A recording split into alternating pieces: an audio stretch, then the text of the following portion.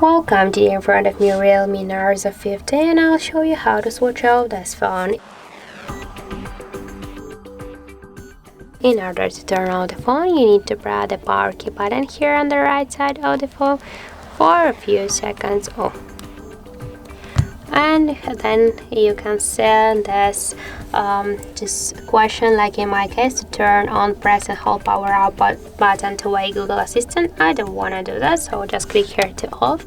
And now when we press the power key button, we can see here the power off menu, so we can restart the device and we can power it off. Just click once on the power off icon and click here again. And now the screen is dark and this means that our device is turned off. So that's it. Thank you for watching, and if you find this video helpful, don't forget to leave a like, comment and to subscribe our channel.